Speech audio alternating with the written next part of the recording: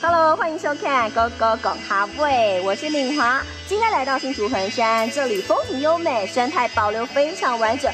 但是呢，这个漂亮园区，它以前可是小学小号，为什么会变成这么漂亮的地方呢？背后有一群人非常努力，带大家了解喽。真的很难想象，这么漂亮的地方，以前是一所废弃的小号，还好有庄海勇接手改造。我在清大念研究所的时候，就有因为一个研究报告，然后来到这个地方，发现一个这么漂亮的地方却是这样荒废闲置的，把这个地方给承租下来，然后把它做重新的改造。以前的小号现在一样有黑板，一样有座椅，让大家可以回忆童年时光。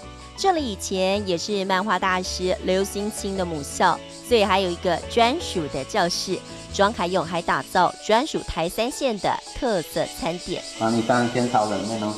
我们用食材来介绍整个新竹台三线的好地方、好味道。用台三线的客庄特色，跟客家小农合作，让游客可以品尝与众不同的客家味。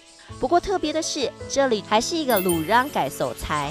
今天就由我这个模范生来教大家今天要学的客家单字。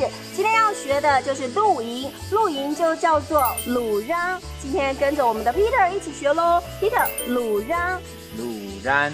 大家记得有空的话呢，不妨走出户外，鲁瓤，感受一下大自然咯。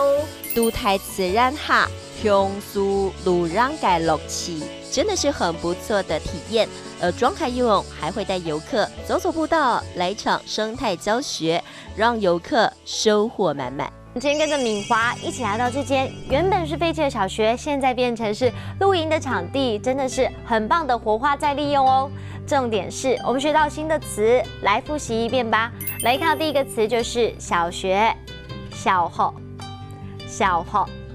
第二个呢就是露营，鲁瓤，鲁瓤。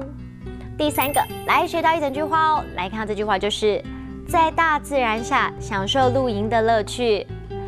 都台自然下享受露营的乐趣。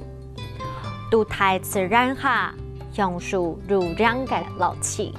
你们都有学会了吗？其实海陆上客语没有这么容易学，观众朋友们，你们很棒，继续加油喽！下次见，拜拜。